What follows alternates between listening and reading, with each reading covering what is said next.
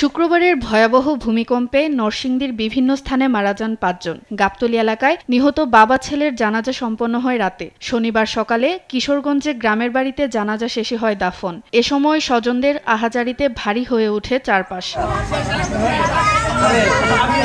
পলাশ ও শিবপুর উপজেলায় নিহতদের বাড়িতেও শোকের ছায়া। সমবেদনা জানাতে আসেন রাজনৈতিক নেতাসহ অনেকেই। এছাড়া জেলা প্রশাসনের পক্ষ থেকে নিহতদের পরিবারকে ২৫,০০০ টাকা করে অনুদান দেওয়া হয়েছে। শনিবার পলাশ রেসিডেন্সিয়াল কলেজে ভূমিকম্পে জমির ফাটলকৃত স্থান পরিদর্শন করেছেন ঢাকা বিশ্ববিদ্যালয়ের ভূতত্ত্ব বিভাগের ৬ সদস্য। তারা ঘটনাস্থল থেকে বিভিন্ন তথ্য উপাত্ত সংগ্রহ করেছেন।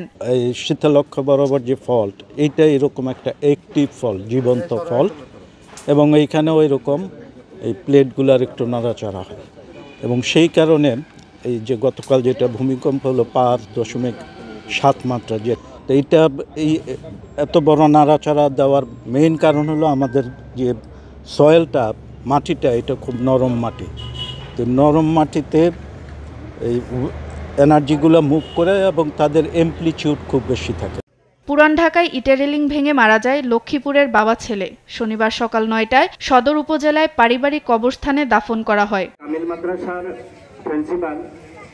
নারায়ণগঞ্জের রূপগঞ্জে গোলাকান্দাইল এলাকায় দেয়াল ধসে নিহত শিশু ফাতেমার দাফন হয় শুক্রবার সন্ধ্যায়।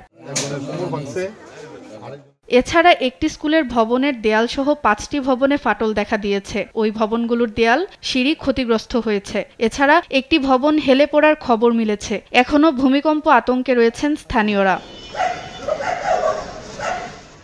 পুরান ঢাকায় ভবনের রেলিং ধসে নিহত স্যার সলিমুল্লাহ মেডিকেল কলেজের শিক্ষার্থী রাফিউলের মরদেহ নিয়ে যাওয়া হয়েছে গ্রামের বাড়ি বগুড়ায়।